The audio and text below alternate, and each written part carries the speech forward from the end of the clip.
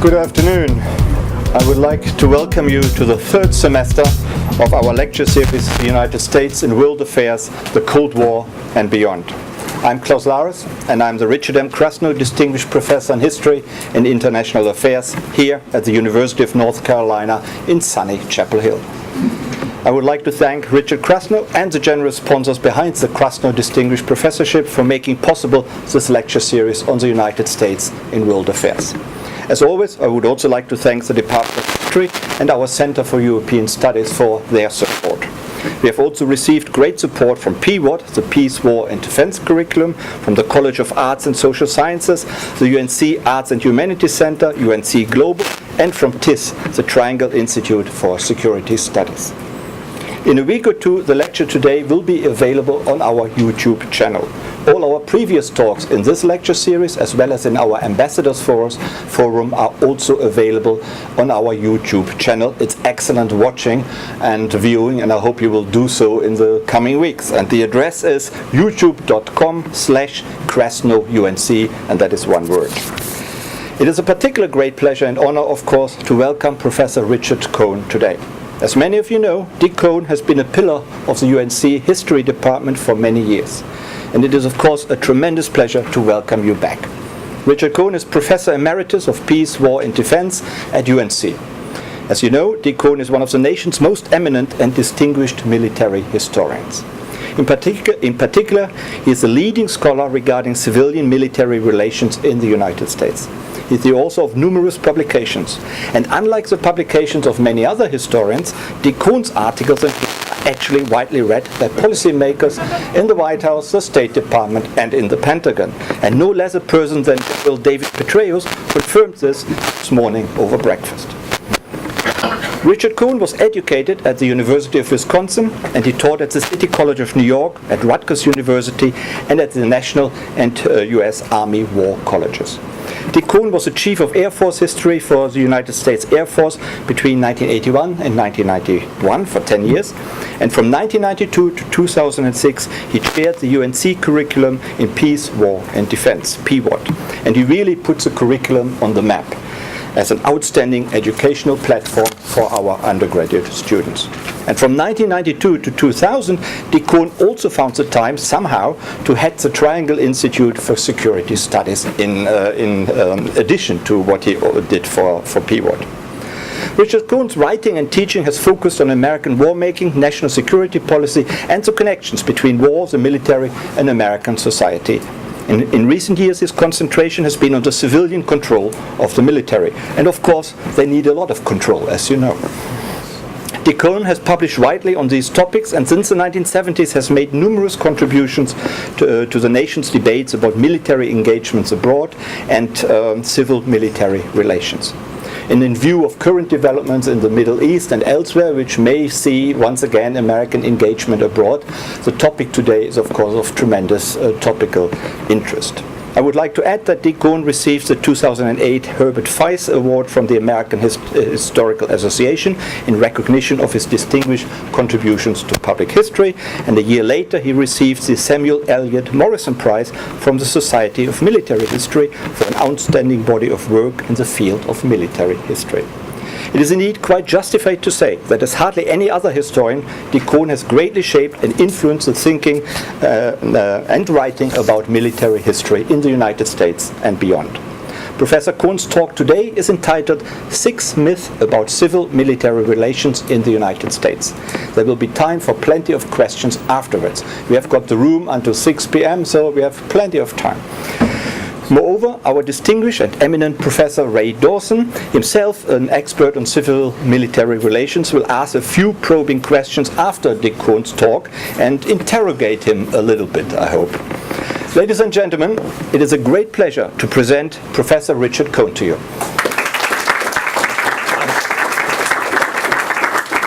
Well, that's as nice an introduction as I've ever had, and it is long enough such that we could just go to the questions if you want. But I'm really delighted to do this. I was honored that Klaus would ask me to speak in his series. It's been a wonderful series, wonderful lecturers, and I'm grateful to Richard Krasno and the donors to the chair for their support and endorsement of the Krasno chair and the entire Peace, War, and Defense program.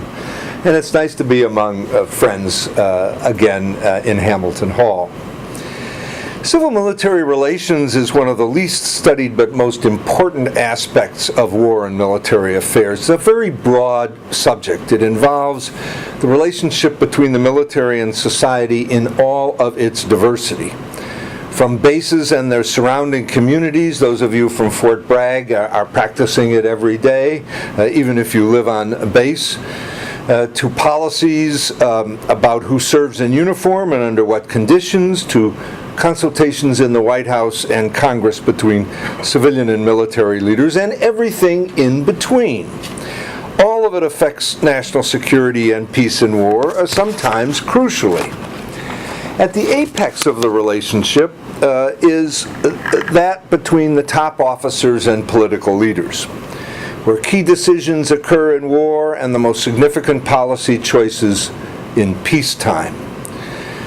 This lecture originated in workshops for generals and admirals in order to educate them, because few of them study civil-military relations. They don't know the history. Few of them possess much experience in dealing with high-level civilians. What they do know is likely mistaken. Mark Twain and others, as famous as Satchel Paige, the pitcher, have supposedly said, "It's not what you don't know that hurts you, it's what you know that just ain't so." And in national defense, that can be lethal. The first myth is that everything's fine in the relationship, and that's demonstrably false. There have been problems throughout American history, but particularly since World War II, the relationship between senior civilians and military leaders is very messy, filled with mutual misunderstanding and suspicion. Historians frequently mention Abraham Lincoln's problems with his generals, but rarely mention conflicts between cabinet secretaries and their most senior officers. So you may not know that two commanding generals of the Army in the 19th century actually moved their headquarters out of Washington to escape their bosses. The first chief of naval operations was selected over the heads of every serving admiral, so terrible was the Navy Secretary's relationship with all of the admirals. Presidents from George Washington on distrusted their generals and occasionally fought with them or relieved them, including Barack Obama, who fired his first two Afghanistan commanders and refused to put his most prominent general, David Petraeus, in the top military job. Time doesn't permit the full list of known incidents, but the problems, while episodic, have been consistent. Once a flag officer wondered in one of these courses whether this tension, even the conflict, was irrelevant, since our system works. The civilians fire the generals and we go on about our business. I replied that such was certainly the case. We have plenty of generals and admirals, fire them rarely, and there are always many others available to take their place, which got a hearty but nervous laugh in the group, about 60 new generals and admirals. The point, however, is that the distrust and discontinuity in the relationship has impeded communication, produced poor decisions, warped policies, and on occasion undermined the nation's effectiveness in wartime. Perhaps the most blatant example was Douglas MacArthur's attempt to widen the Korean War, ignoring orders to stop publicly contradicting and undermining the Truman administration's decisions and not to send American troops to the Yalu River, all of which led to the disastrous defeat and the extension in time of the Korean War and MacArthur's firing.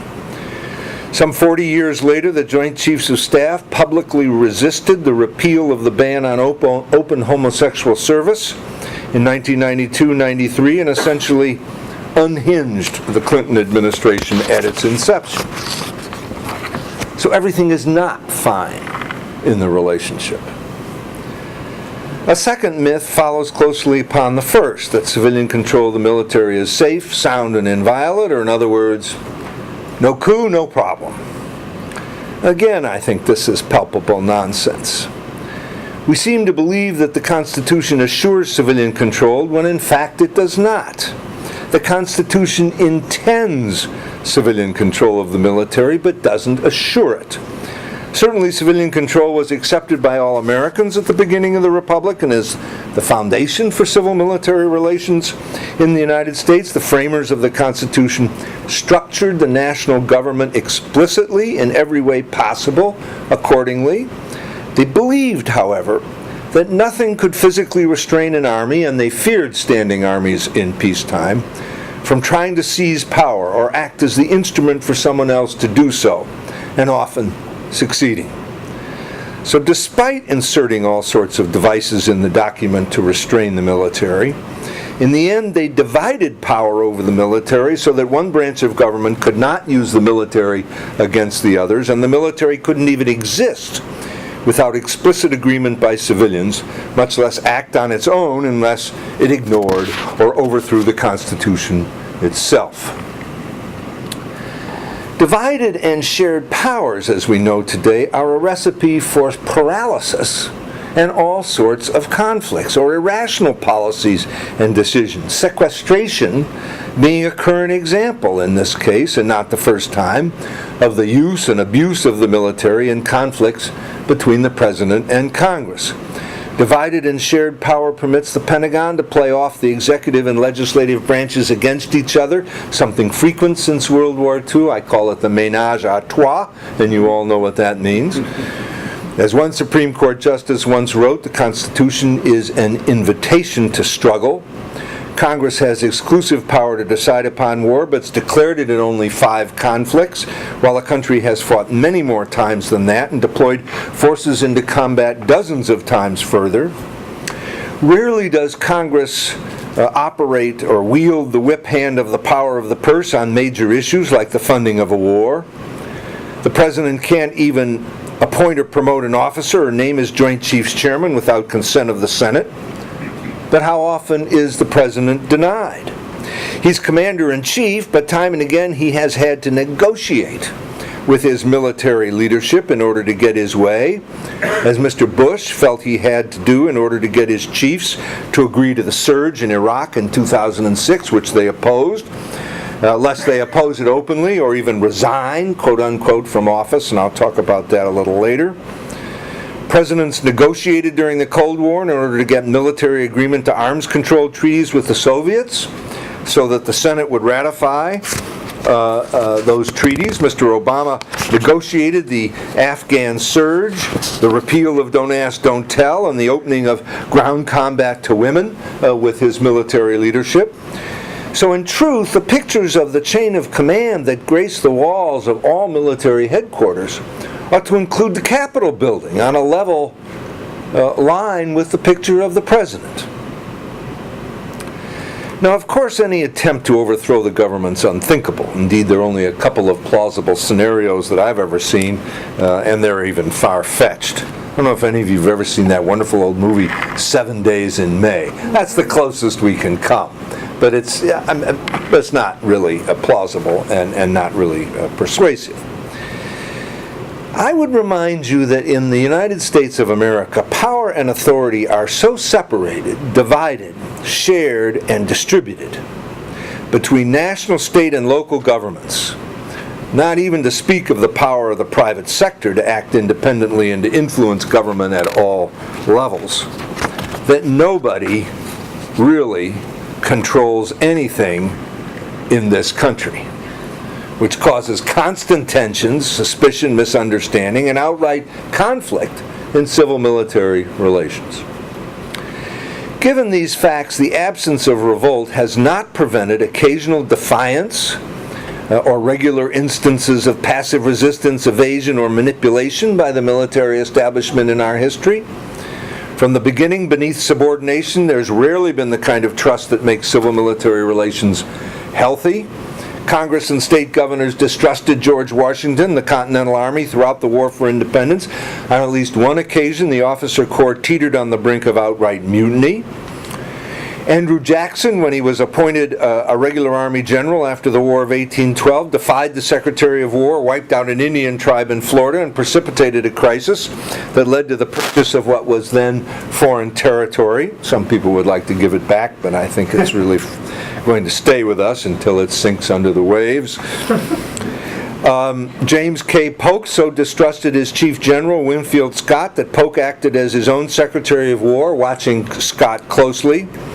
On his part, Scott ran for president 2 years after the war ended, and 2 years after that, wrested the Whig nomination for president from his commander-in-chief, all the while serving on active duty as commanding general of the Army. During the Cold War, the services actively fought Harry Truman's plans for unification and his budget limits. The admirals revolted against the administration's cancellation of the supercarrier United States, a class that resulted in several sackings. Eisenhower replaced several chiefs. The Army leadership under him attempted everything short of open revolt to undermine the president's emphasis on air, naval, and nuclear weapons. Kennedy also had to fire military leaders who opposed Secretary of Defense Robert McNamara's reforms of military policy, strategy, and budget procedures. The bad blood between McNamara and his military antedated the Vietnam War, but escalated dramatically during that conflict, spreading into the Nixon years, with a president who so distrusted the military and they him that at one point the Joint Chiefs Chairman ordered a Navy yeoman to rifle Henry Kissinger's garbage to find out what was going on. From the military's revolt over homosexual service in the early 1990s through Donald Rumsfeld's war with the services, conflict has flared regularly, to include the struggle over strategy in the Afghan war from its beginning in 2001 to the drawdown that began in 2011. The most consistent conflict and mutual manipulation has been over budgets.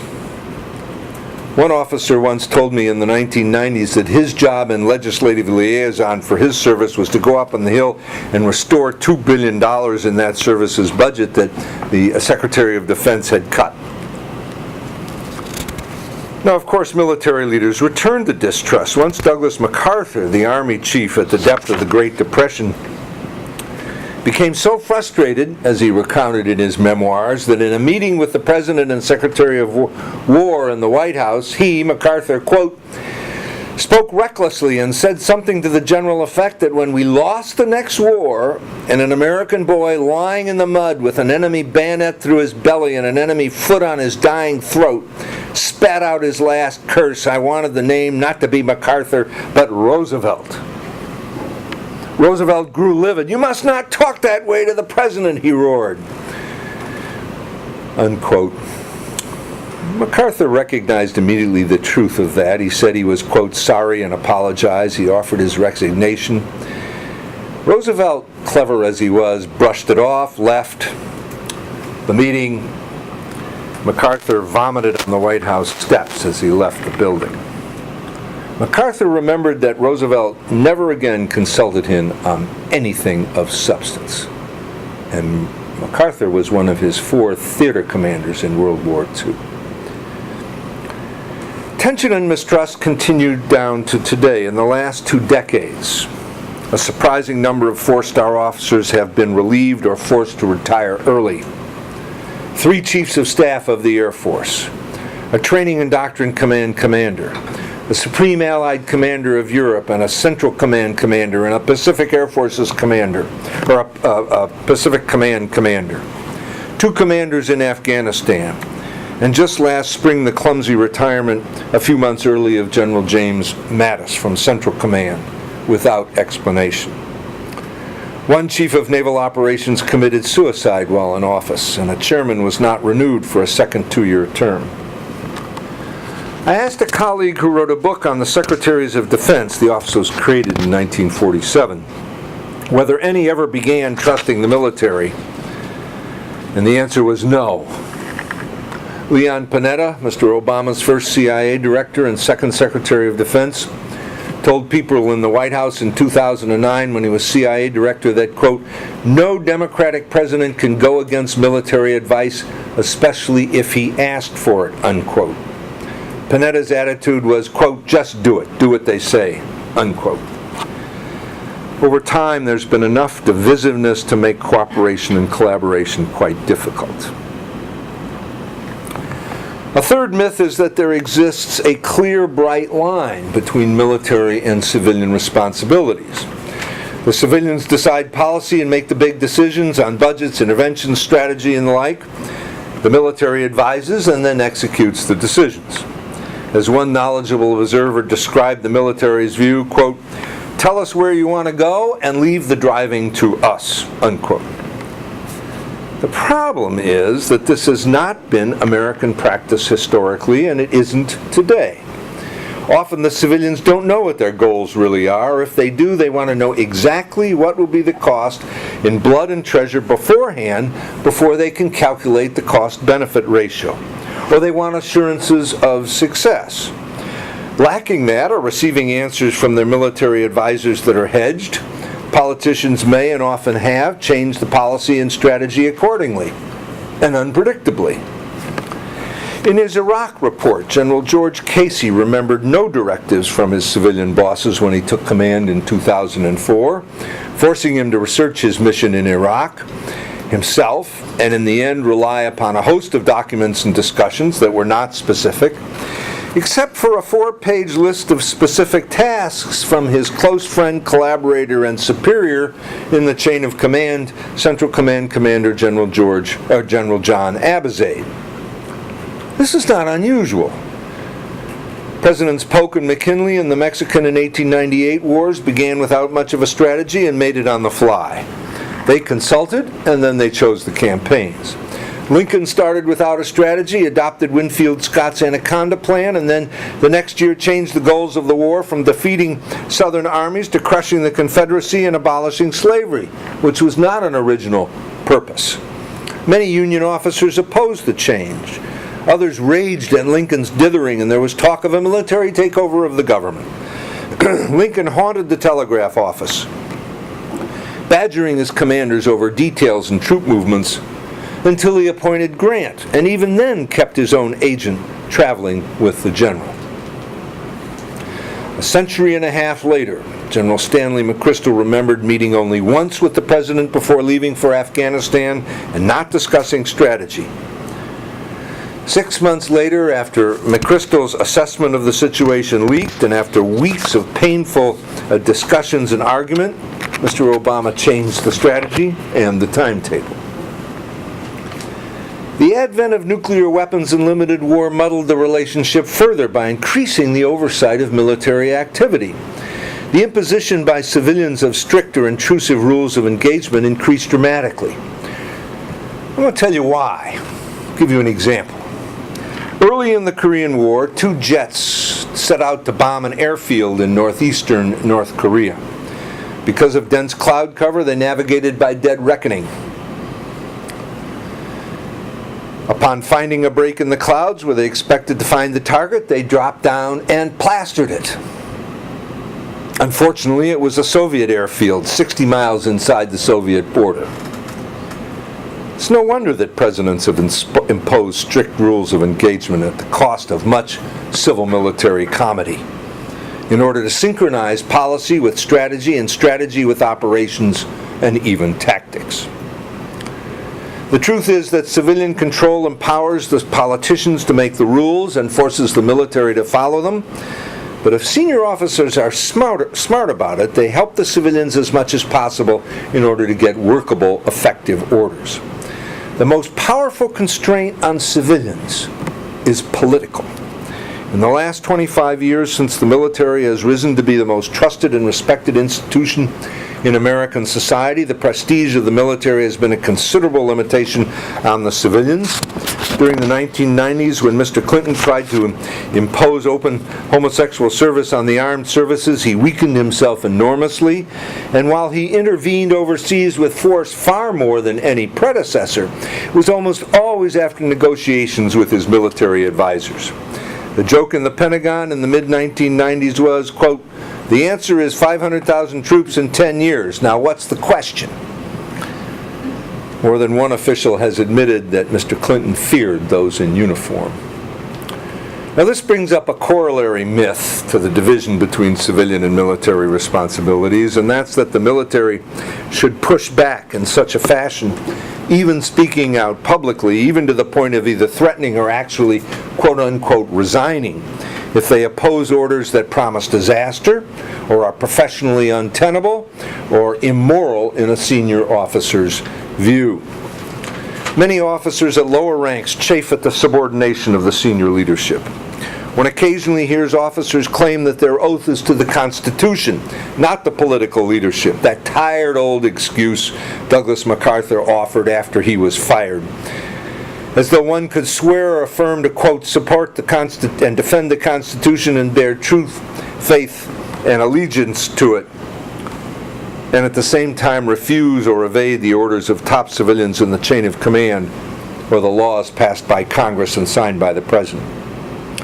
That kind of thinking erodes civilian control. It undermines military professionalism, and it can lead to enormous dysfunction in the civil-military relationship. Yet the thought endures among some in uniform. The ugly truth is that the only differentiation between civilian and military responsibility is what civilians choose to accept or allow the military to control. That authority can be revoked at any time, and in any event is changed over time, and it often is highly situational. A fourth myth comes in two versions. First, that the military is nonpartisan and apolitical, and second, that the military is political and politicized. Both of these are true, and both of them are untrue. It all depends on how one defines political.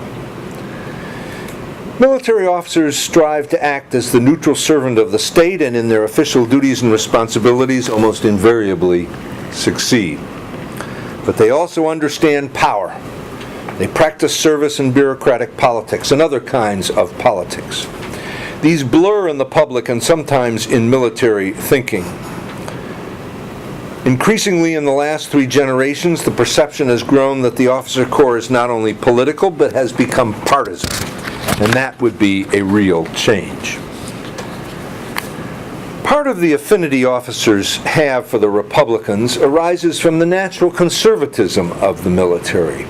When lives and the fate of the nation are involved, a certain cautious skepticism and conservatism is not only natural but functional. Part of the perception of partisanship has been grounded in the behavior of a few top leaders, ambitious to convert military prominence into the presidency. A long tradition from George Washington to Alexander Haig and Wesley Clark, and many in between.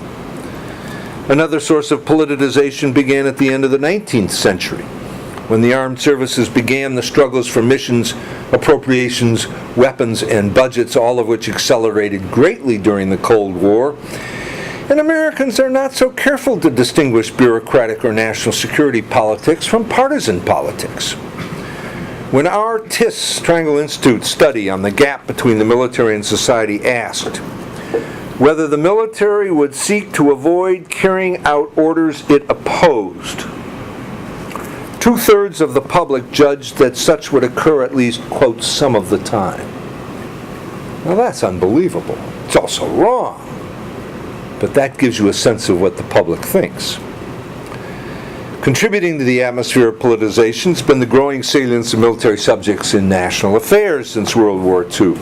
And a huge step occurred, of course, when MacArthur was fired and the Joint Chiefs testified against his thinking. As Omar Bradley, the chairman, put it, the wrong war at the wrong place at the wrong time against the wrong enemy. Indeed, several chairmen or prominent flag officers, like David Petraeus, have been suspected or even accused of being partisan, including General Martin Dempsey, the current chairman of the Joint Chiefs. Military officers now vote, and overwhelmingly for one party. Indeed, in the last 40 years, Republican leaders have reached out to the armed services in search of votes, and now we have a Democratic president who indirectly has done the very same thing. Beginning in 1992, some retired four-stars began publicly endorsing presidential candidates. And that number has grown beyond the top rank to hundreds of generals and admirals. It's now obligatory for both parties to trot out senior retired flags for support in order to burnish the candidate's national security credentials.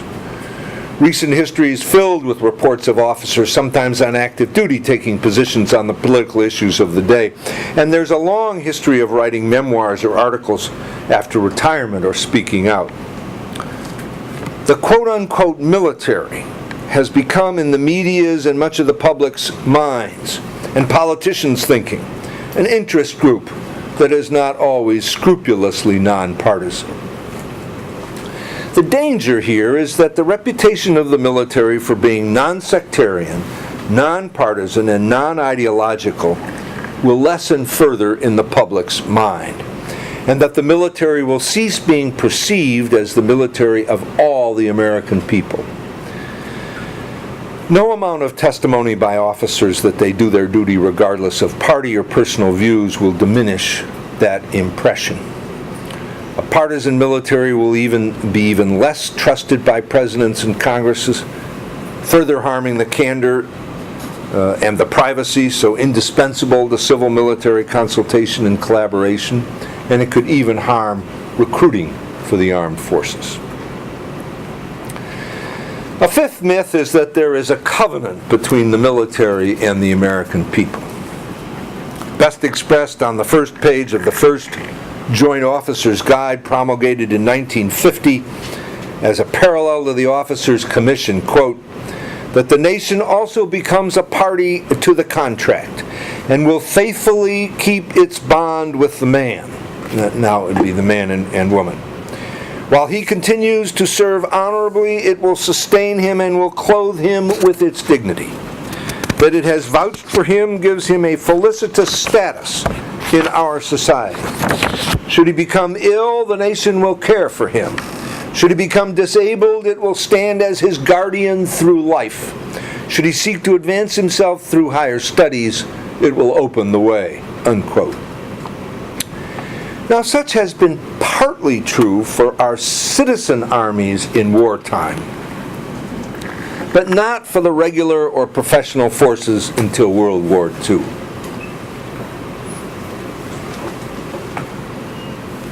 Excuse me. I'm talking about the fifth myth of civil-military relations, that there's a covenant between the military and American society.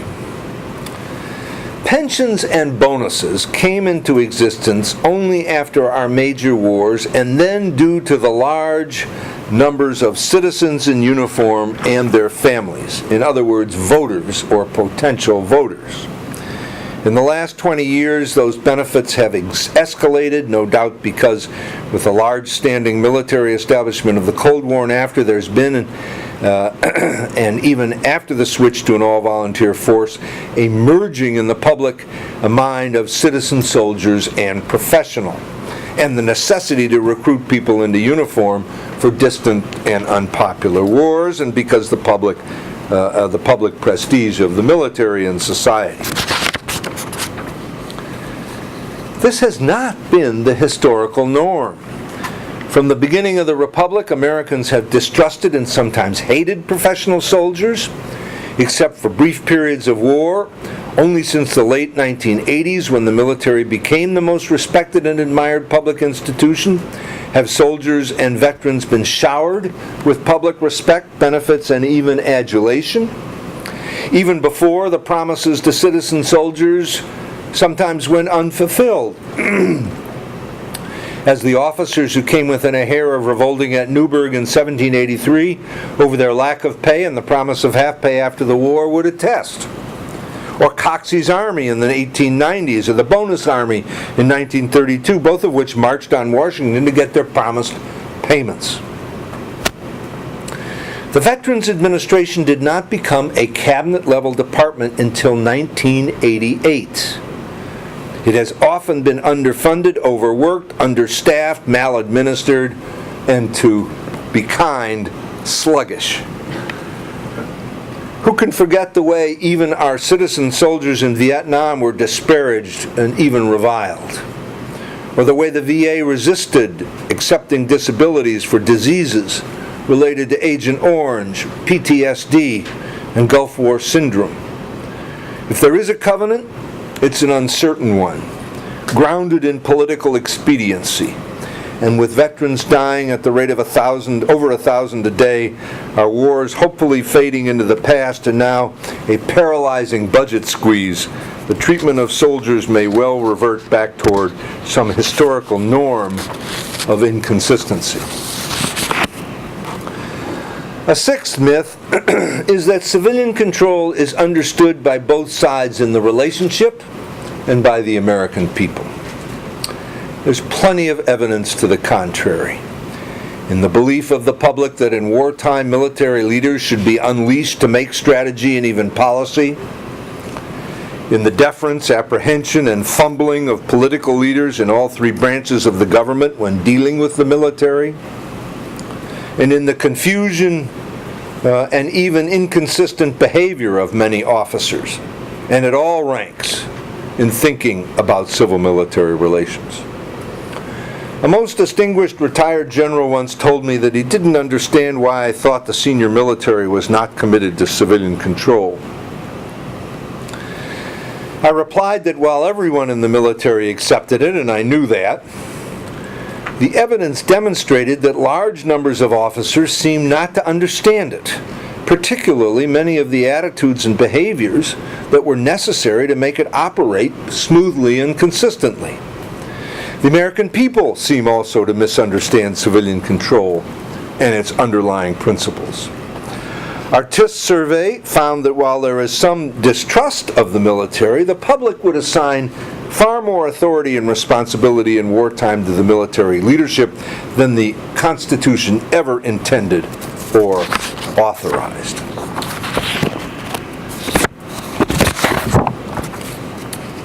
If nothing else, this brief review suggests that civil-military relations at the top of the American government is situational, dependent on the context, the issues, and the people involved. There are some certainties to be sure: differing perspectives, suspicion on both sides, frequent distrust, regular conflict, and collaboration and cooperation. Let me conclude with one thought. If civil-military relations is not well understood, even while civilian control is accepted by all concerned, and if people disagree about how well it works, what is to be done? My answer is for political and military leaders, the media, and the public to take the subject seriously. Remember another old aphorism attributed to Mark Twain about everybody talking about the weather but nobody doing anything about it. Well, reverse that. Nobody talks about civil-military relations, but almost everyone is doing something about it. If the citizenry and the leadership of this nation don't embrace the subject, don't think about it, don't care about it until it's too late, and there occurs a crisis or conflict that threatens our military effectiveness or the trust that's indispensable to decision-making in the government, who will be responsible for the relationship and for making it work before something happens to produce disaster? I'm afraid that the responsibility rests with all of us. Thank you. I'll be glad to.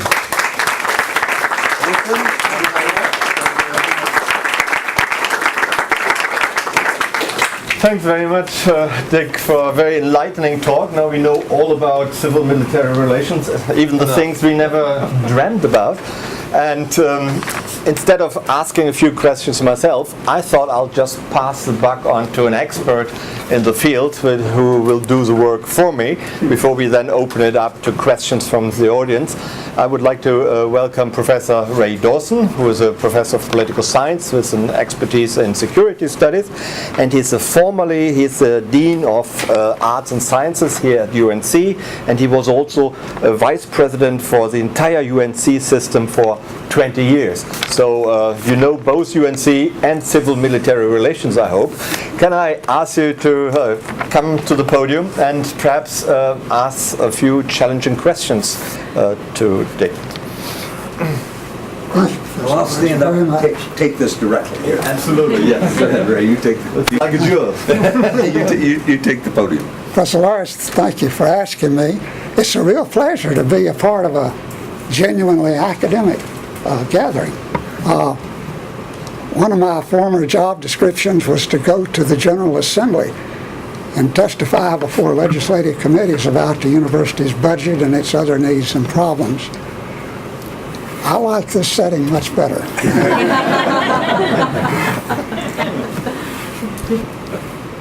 You've given us a splendid presentation. Excellent. And I thank you for that. And I was reminded when you were talking of the old Herb Block cartoon in the Washington Post years ago.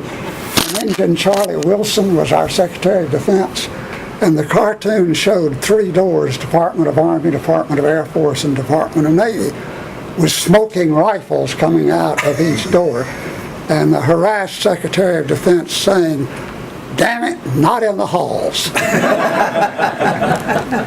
But it seems that it goes on. But Dr. Kohn raised an interesting question in this very provocative presentation and very informative one.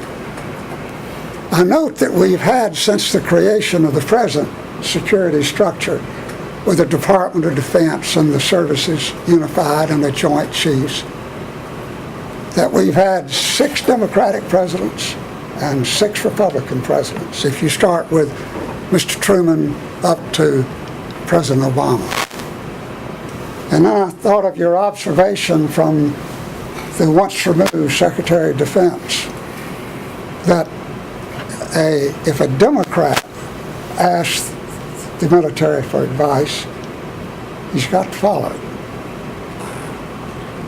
Do you see a consistent, onto your fourth contradiction here, the non-politicization of the military versus the politicization of the military?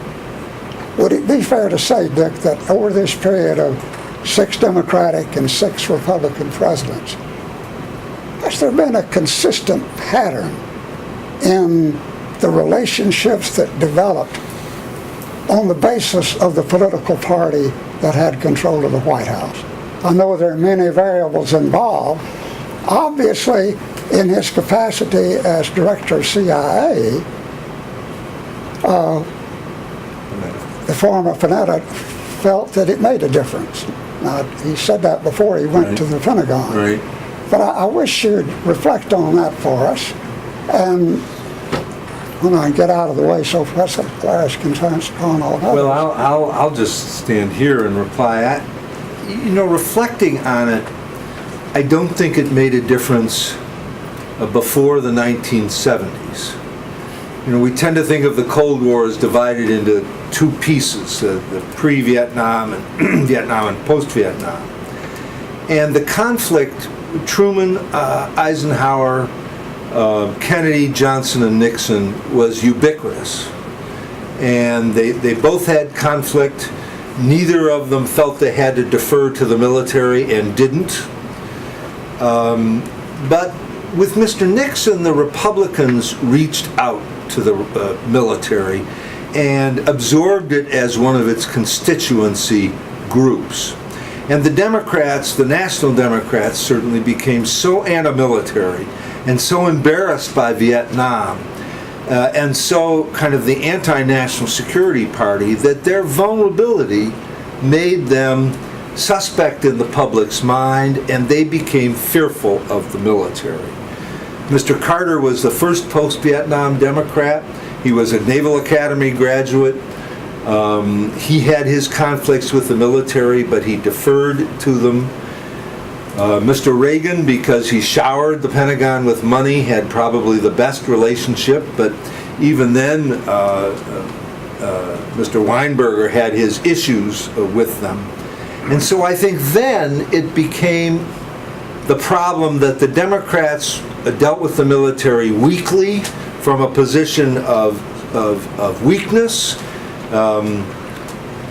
The Republicans from a position of strength. They could contradict the military, ignore the military, all the while expressing the great love for national security, giving money, etc., etc. The Democrats having to deal with a strong anti-military majority in their own party.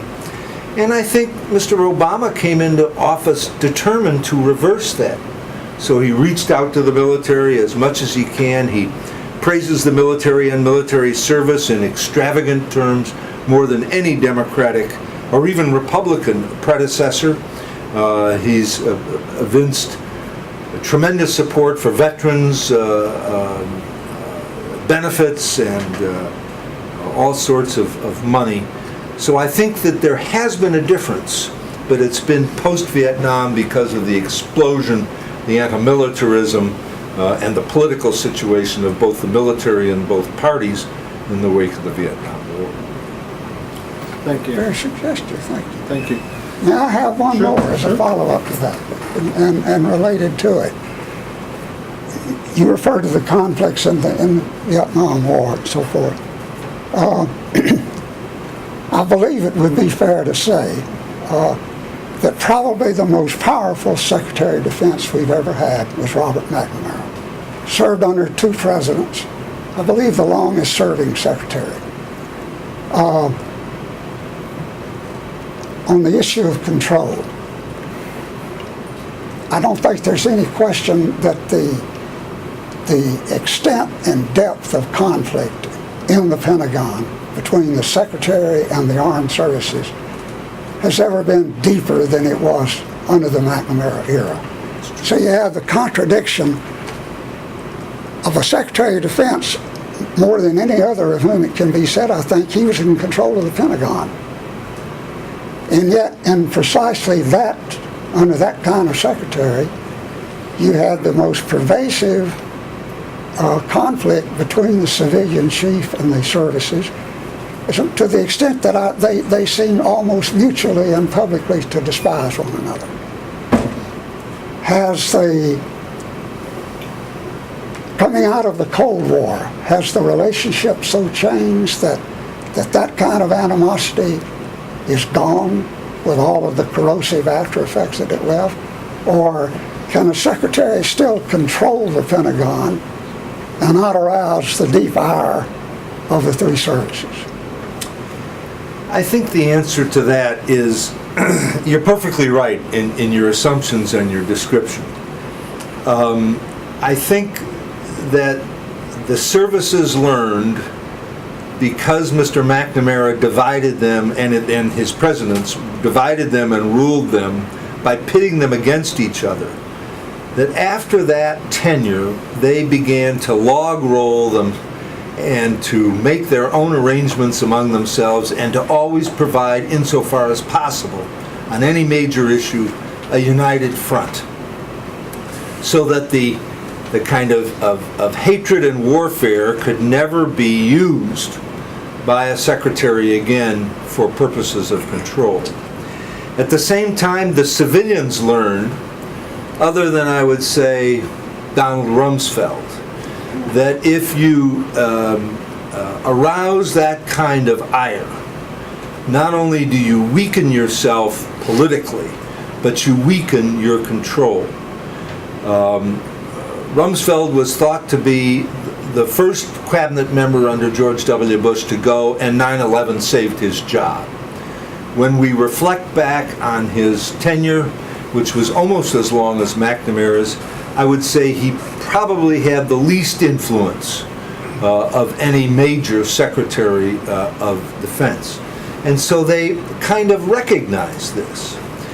I think the paradox, you might say that the paradox is that control requires combat with the military in the building and over issues.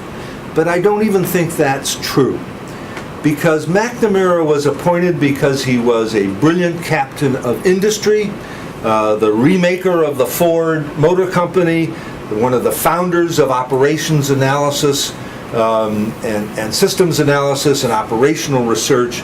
And he actually did seize control of the processes of that building, and his processes of policy strategy, budget making, and weapons choices still rules in the Pentagon, what is it, 50 years later, and has not been broken, and no one can really see a better way to do it. But you have to remember that while he was a brilliant and strongest, most successful Minister of Defense, he was probably the worst Minister of War the Pentagon has ever had. Because in the wake of that seizing control, which he tried to maintain, came the Vietnam War. And those of you who know some of the literature of the war or know some of the literature of civil-military relations know that that war was botched from the very beginning, partly because of terrible civil-military relations.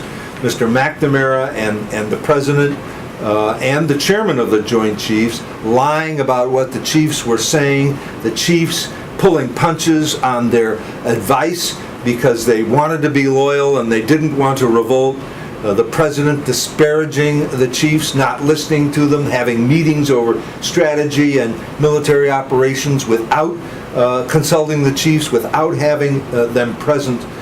And so there are always consequences to conflict in this relationship. And those consequences can be really bad for the Republic. Thank you.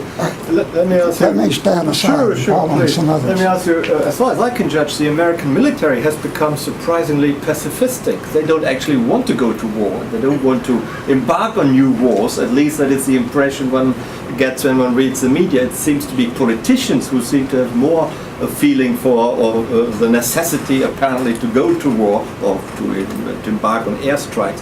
So can you see where any situation, maybe more recently, where the American military did actually influence politicians in that more pacific way? Iran or Syria come perhaps to mind. Well, you know, the American military has never been a unified group of people or a unified set of institutions. We laugh, but unification is really confederation at best. And they have different perspectives. And I don't know many military people, contrary to what de Tocqueville wrote in the 1830s, I don't know many military people who really want war.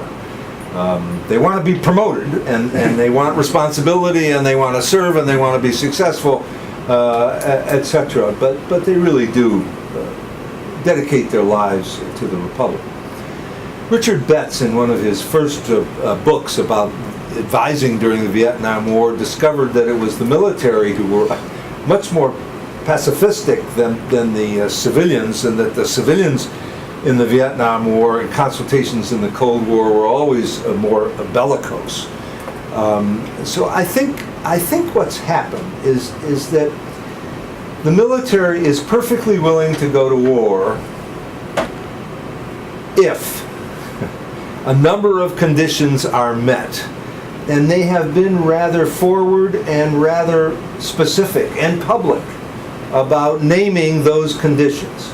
Mr. Powell was the most famous of them in his 1984 talk about he spoke, he was the puppet master and Mr. Weinberger's lips were moving about the 6 characteristics of what were necessary to go to war. A specific objective, an exit strategy, the support of the American people, enough troops, a violent and quick kind of thing. So I think the American military has learned over 60-some years, really going back to the late 1930s, of civil-military consultation. They have learned the specifics. They always distrusted the civilians. I mean, that goes back to the beginning of the Republic, goes back in European history to early modern times. But they understand that, I think they've grown more sophisticated in understanding the way the civilians think, what their motivations are, what their goals are, how to deal with those who are forthright and steadfast and those who are dithering and ambivalent, and trying to serve them in a way that carries out their responsibilities and doesn't get us into trouble. I would recommend reading, go on the web to Representative Elliot Engel's website. He's the ranking Democrat on the House Armed Services Committee. Excuse me, the House Foreign Affairs Committee.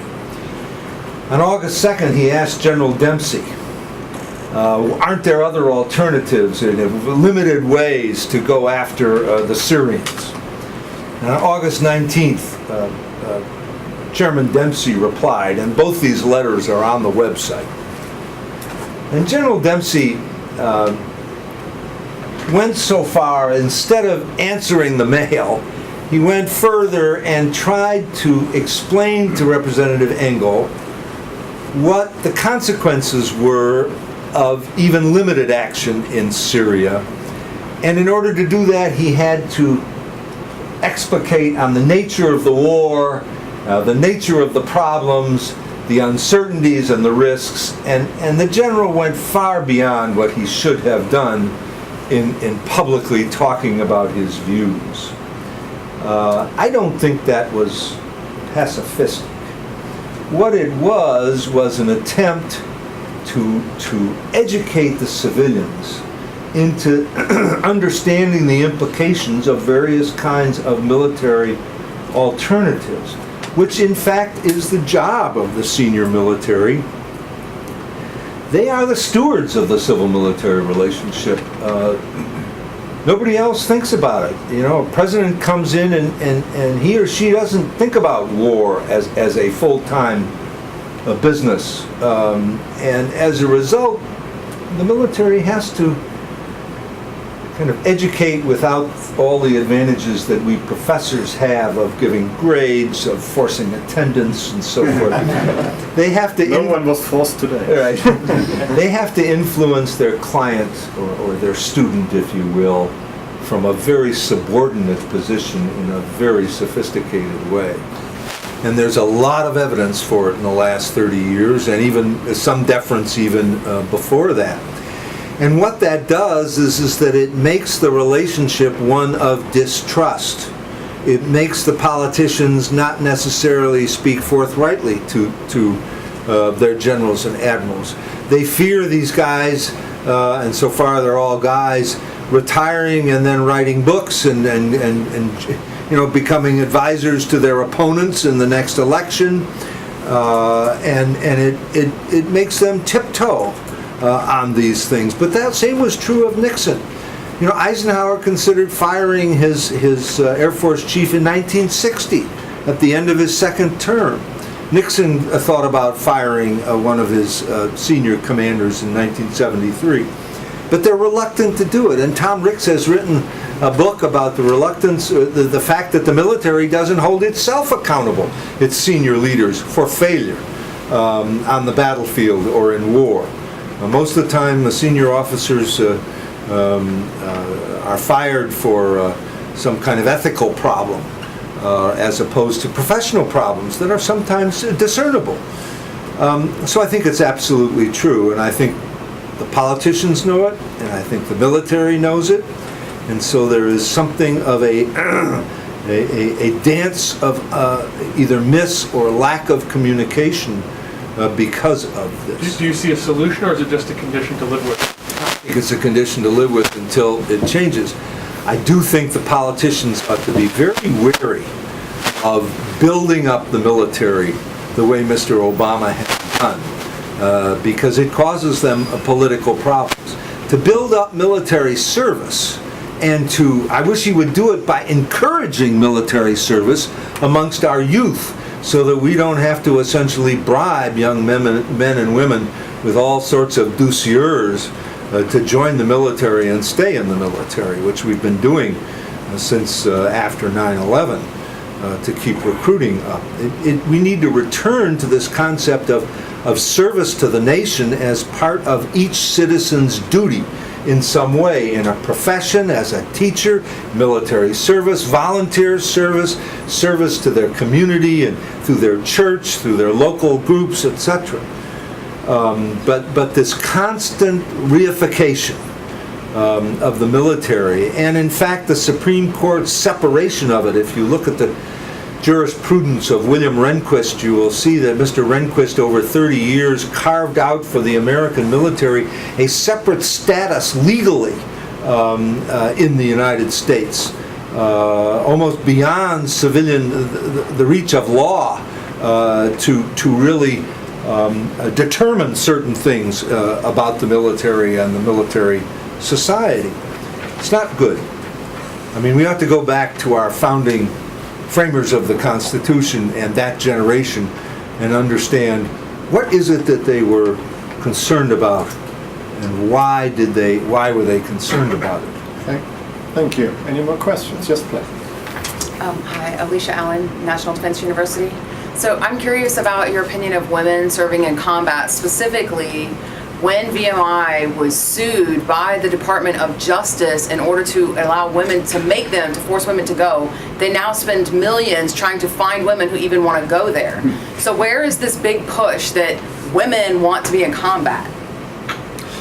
As far as I understand the polling over years, it is mostly women officers who want equal treatment for the purposes of fulfilling their profession, which is the profession of arms, and for opportunities to rise in rank and prestige and responsibility, and that enlisted women are far more leery of combat, and so there isn't a big push.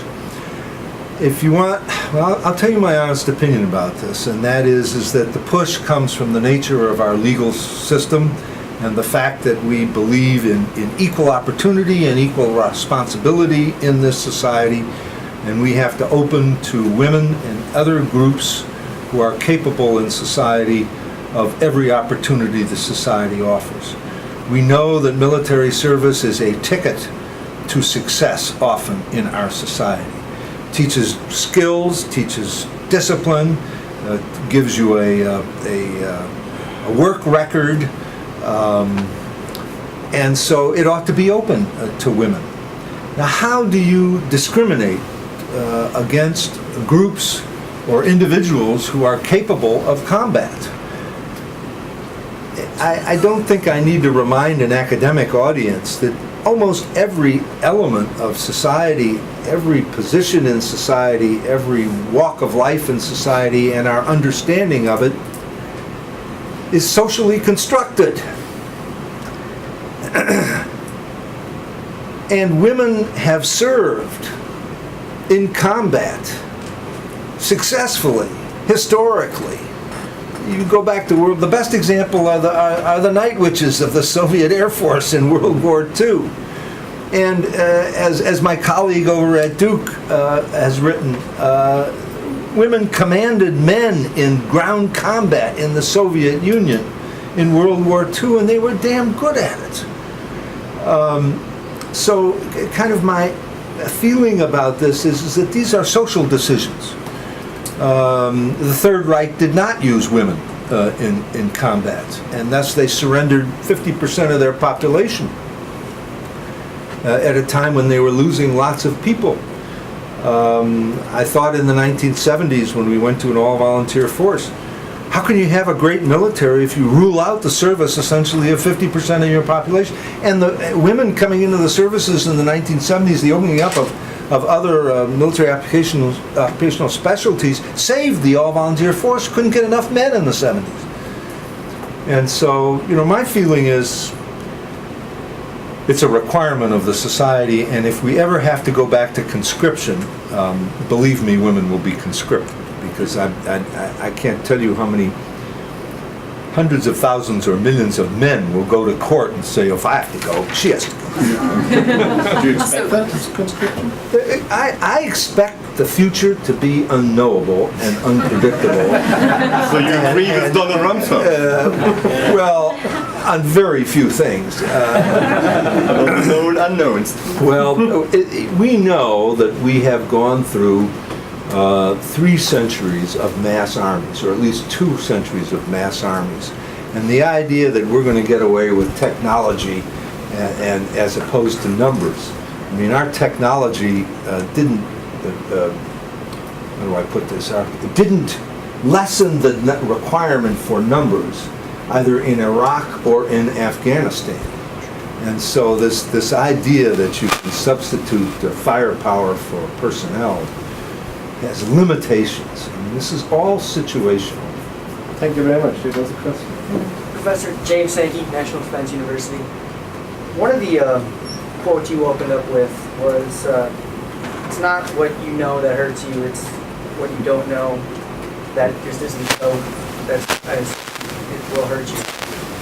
You talked a lot about military and civilian distrust, but I'm wondering where you go and where you place interagency on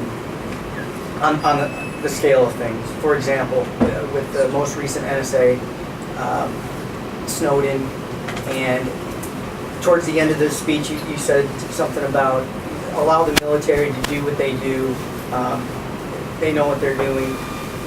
Where do you kind of see, as far as the interagencies, Homeland Security being able to, and the reason I pose that question is for operating domestically, and I guess my question is, how do you view that?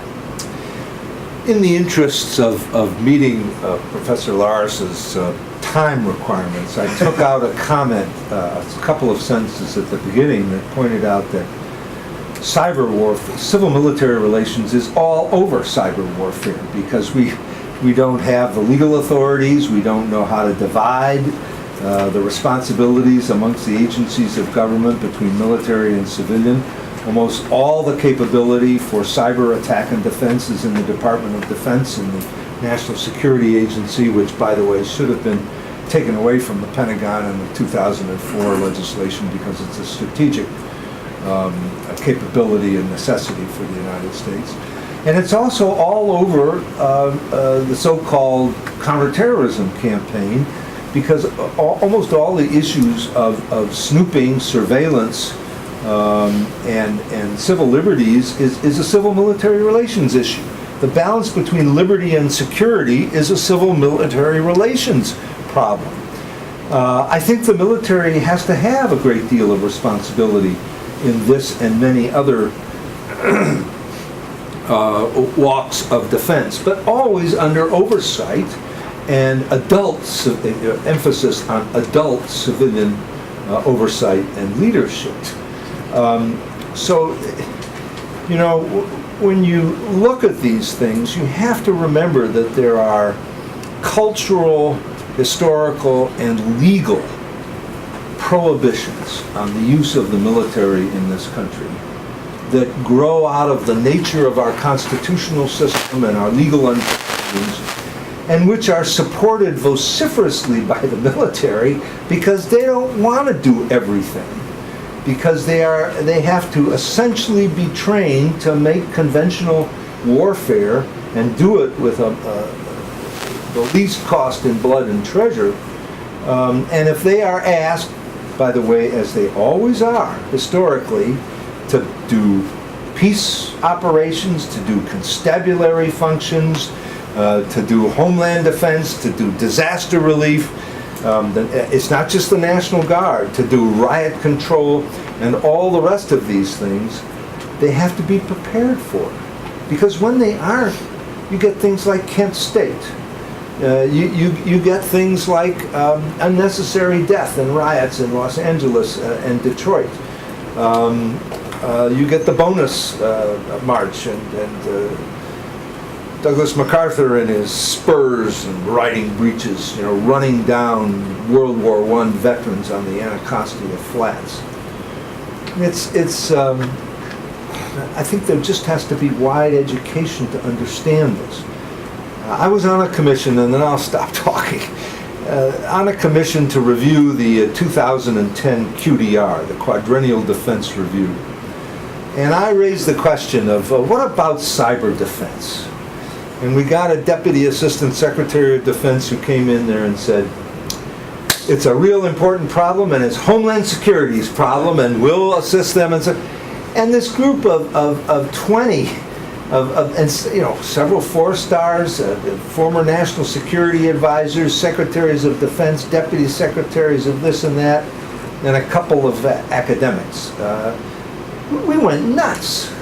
When the president, when the banking system and the electrical system and the air system comes down because of a cyber attack, the president, as we said to this woman, the president doesn't want Janet Napolitano next to him. He wants Keith Alexander, the head of the NSA, next to him advising. And you all better figure this out. And they've made some progress. But,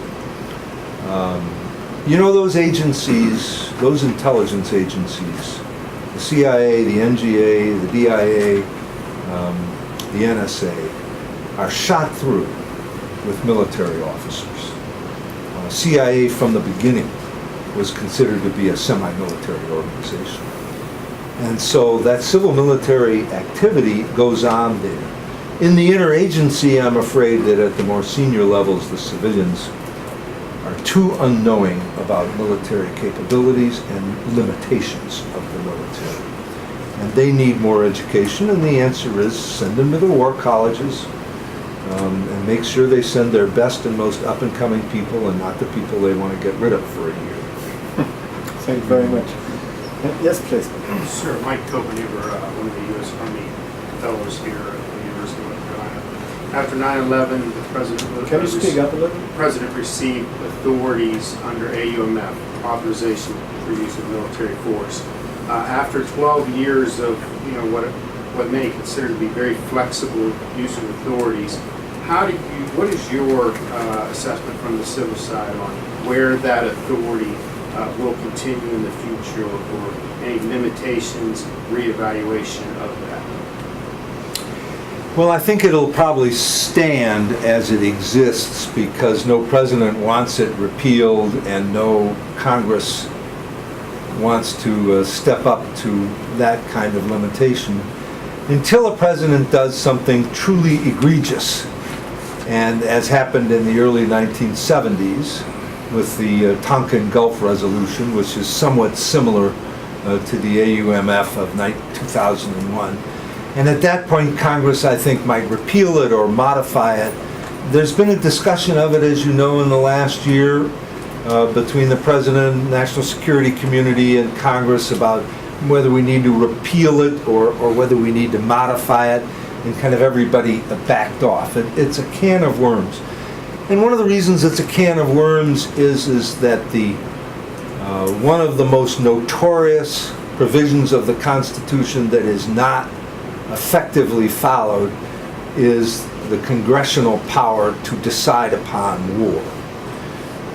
It is conflicted with the President's authority to repel sudden invasions and his authority as Commander-in-Chief. But nevertheless, we know from the beginning that that was almost a dead letter in the Constitution.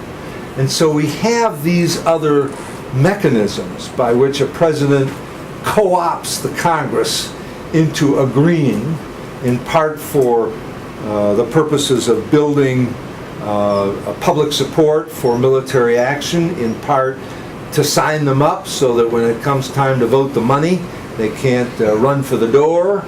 And so it's just part of a long history, I think, long enough to go back to World War II, about the way in which the President and the Congress share the war making. Thank you. Yes, David. Yeah, so just... Can you introduce yourself? Oh, sorry, David Litt from the Institute for Defense and Business and a retired Foreign Service officer. So just keying off of that, what do you think about the President's strategy with going to the Congress with respect to Syria? What do I What do you mean, what do I think about it? That's an excellent question. I mean, what specifically do you want me to address? Did you think that that is a stratagem that has a historical basis in relationships between the executive and the Congress with respect to carrying out violent acts of war? Yes, it does, but it doesn't. Every one of these situations is different enough to allow the lawyers in Congress and the lawyers in the State Department to badger the question to death. He didn't see a necessity to do it when he decided to use military forces in Libya to try to upset Mr. Gaddafi. I don't know what the president's motives were. There's all sorts of speculation that he was looking for a way out. He was looking for a way to help share the responsibility, knowing that it was unpopular and would be unpopular. There are all sorts of reasons for doing it, and there are all sorts of reasons for not doing it. And there is a historical basis either way. So you pick your situations, and you take your choices, and you make your decisions. I thought one of the most embarrassing moments of the Obama administration was when they sent Harold Koh, the legal advisor to the State Department, the former dean of the Yale Law School, and the author of the most frequently cited and read text on national security law, up to the Congress to argue that he didn't need that authority in order to send Americans into combat over Libya. That was just embarrassing. Mr. Obama is a constitutional lawyer. At least he's taught the subject. And so you just thought to yourself, you know, how awful situational ethics and politics can be. You shouldn't have done that to Harold Koh. He's an honorable scholar and a fine public servant. Well, here we are again. And I understand the possible reasons that Mr. Obama did it. I think Mr. Putin is possibly rescuing him from an impossible situation. I don't think he's really afraid of Mr. Obama, that is, of being impeached despite loose language by people who hang tea bags around their necks. It just doesn't sound to me like it's probable. But you know, things spin out of control. And I suspect that if too much time goes by and Mr. Putin and Mr. Assad filibuster this whole business, that we will end up attacking Syria openly. Meanwhile, from right now, we're accelerating all sorts of covert intervention to build up the Syrian forces other than radical ones against the Assad regime. Thank you. That's a gloomy prognosis. Any more questions? Maybe on this topic, which is sort of topic. I've got one question. Yeah, please. Scott Dickerson, National Defense University. Kind of swinging back to the issue you talked about earlier in the brief about civil-military relations, how they get along. But looking from the other side of the fence, a few years ago, the Times, the various services, Army Times, Air Force Times, Navy Times, came out with a little survey where they talked about, do you feel that the American people are worthy of your service? The disturbing thing that came out of that survey was about 63 to 66%, depending on the service, did not. I don't know if you're familiar with that or not, but I thought it was pretty interesting and telling at the time. That's one of the Times polls that I haven't seen, or at least I didn't focus on that question of worthy. Is that the exact? If my memory serves, sir. The exact wording was worthy of your service. What do you suppose that meant to the military members who answered yes and no? I think at the time of the question, during the surge, you had a large number of service members who were being extended past original tour dates. Well, this is 2006 and 7. This survey is from. Between 5 and 7. That's well said. 5 and 7. Well, you know, I think of the riots in 1946 in Manila, against the slowness of returning veterans to get back from the Pacific Theater, and for all our talk of the professional military, and every military member from the PFC to a four-star general and admiral is a professional. Enlisted, non-com, officer, National Guard, Reserve, you name it, they're all professionals. Which of course is patently ridiculous. They may act professionally, which I agree with, and which they do, but they're not professionals. Only the last I looked, which was 3 years ago, only 20% of the armed forces, at least active duty, serve for 20 years or more to retirement. So you are really dealing with a volunteer force that is really citizens that come in for whatever reason and go back out. And the idea of a war that seemed to be a loser now being escalated, which required all sorts of bonuses to keep people in, to re-up or even to sign up, and which required extending service in the combat zone for the first time, by the way, since World War II. The year at a time exposure to combat. And we did that in Afghanistan and Iraq by sending people back for second and third and more tours, when we did not do that to citizen soldiers in Korea and Vietnam. The fact that they would express unhappiness in a survey instrument that was by no means scientific, by no means representative necessarily, it was just subscribers to the Times that chose to respond. It doesn't surprise me, and I don't make a lot of it, and I think it might have been also a dislike of Mr. Rumsfeld, who used to make statements like, you got to fight with what you came with, in response to why do we have to bolt, a sheet metal onto Humvees to keep from getting blown up. It was terrible. Thanks, Dick. Let me ask you a final question, maybe, regarding the present situation. The discussion all seems to be about upholding American national interest abroad, if necessary, and upholding international norms and conventions, maybe morality, right to protect suffering people. Is that discussion an artificial one? Is it a genuine one? Can one really differentiate between these two strict positions? What is the position of the American military, as far as you know?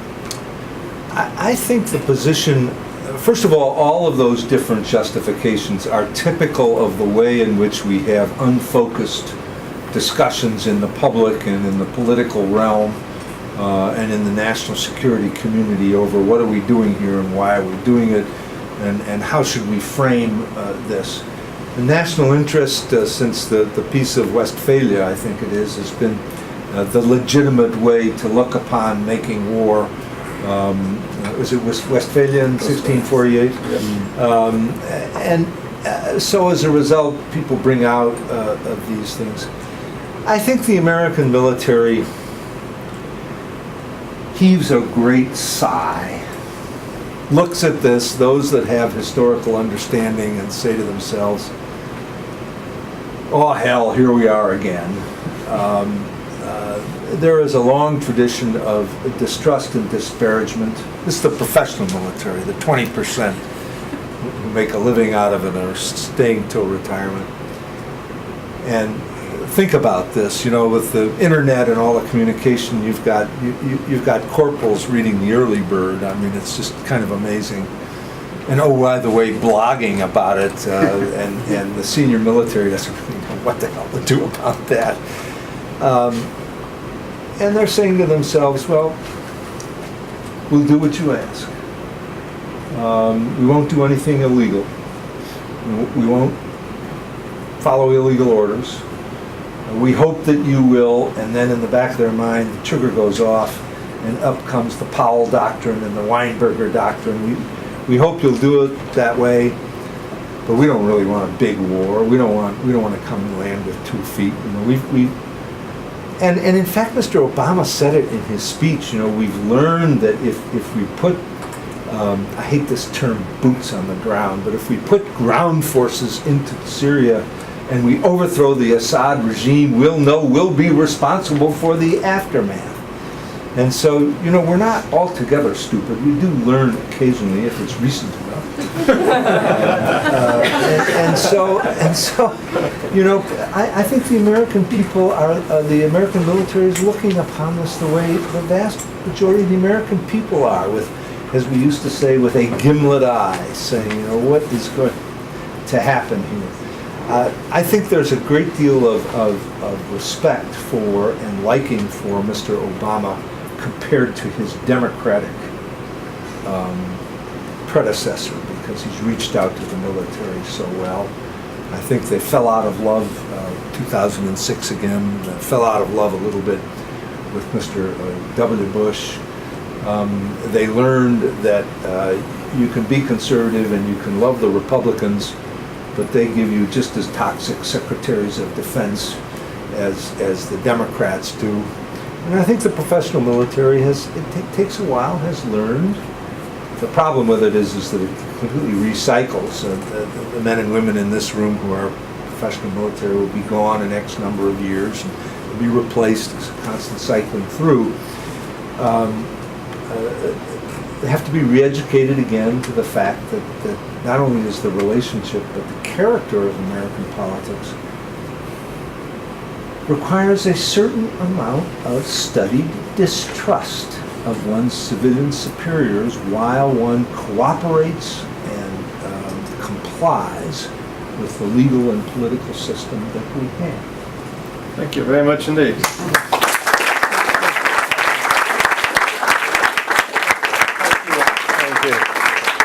Thank you, Dick Kohn. That was great. A very enlightening and informative lecture. And we certainly take back one lesson from today, from a long talk, a long question and answer session. And that lesson is indeed that one can indeed learn from history if one wants to. I would like to announce that we have Ambassador Frank Wisner on Tuesday at 5:30 in the Mandela Auditorium. Frank Wisner was former ambassador to India, and particularly Egypt, President Obama's special envoy in the last outgoing days of Mubarak. And so he will particularly talk about American and European policy towards the Middle East, particularly Egypt and also Syria. And I'm glad to announce that Ambassador David Litt will also be there and will be one of the discussants with Frank Wisner. So it will be a highly exciting session. I hope all of you will come. And we also, before you rush out, and we also have another scholars talk on the next one is on the 8th of October. Professor Martin Sherwin, a former Pulitzer Prize winner, and he will talk about the Cuban Missile Crisis on the 8th of October. So please, remember that. Please come back. Thank you for coming today, and thank you for Dick Kohn again, and thank you for raising.